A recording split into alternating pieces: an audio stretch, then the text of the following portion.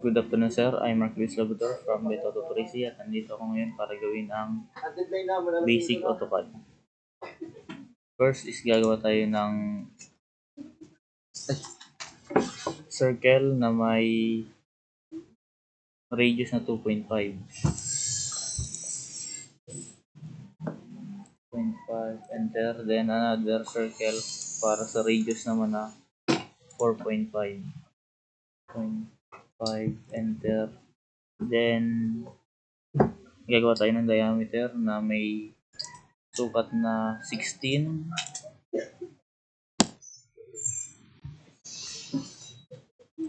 Then another diameter na may sukat na 19. Enter. Tapos gagawa muna tayo ng line dito para makuha natin yung center point. Tapos nakita nyo ito na may 4.5, then 19. Kulayan natin yan ng color red. Tapos gawa na tayo dito ng another circle na may diameter na 2. Enter. Ayaw makiramdam. Ayaw. Sino ka? Gagawa ulit tayo dito ng circle na may radius na 0.75.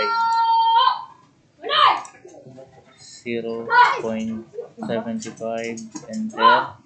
Then another radius para sa 1.5.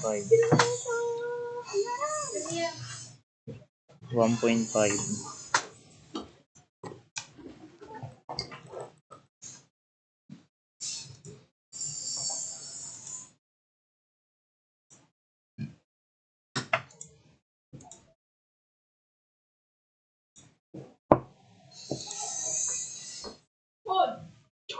Tapos i-trim naman ulit natin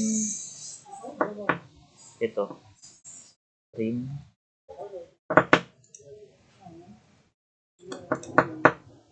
Trim.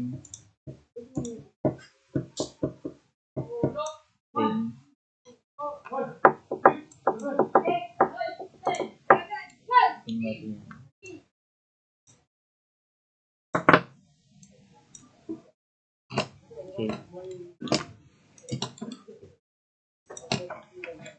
Tapos ito na circle na to, trim natin yan sa loob. Lain na, burak pag nadidiligan na na nabubuhay na yan. Trim natin to. Then Pag nabutod, buhay mo na da. Burak pa mo yan. Namubutod kaya pag nasobrahan. erase natin to. Tapos Ano? kulayan natin to ng color black. Type hatch. Then kulay black. Yan. Tapos kung nakulayan na, type array color. Enter. Then ito naman isa. Kulayan natin to ng blue. Type hatch.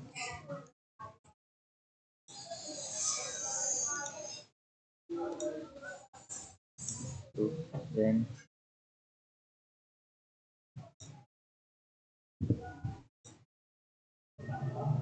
array color ulit.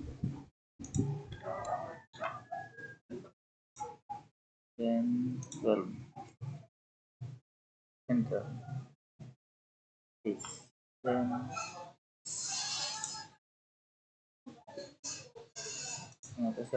center point 0. Tapos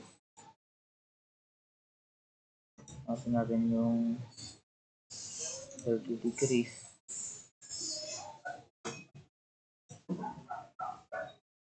Ito, erase. Tapos lagyan natin to ng red.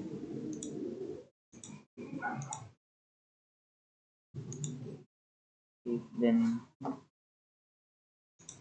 green.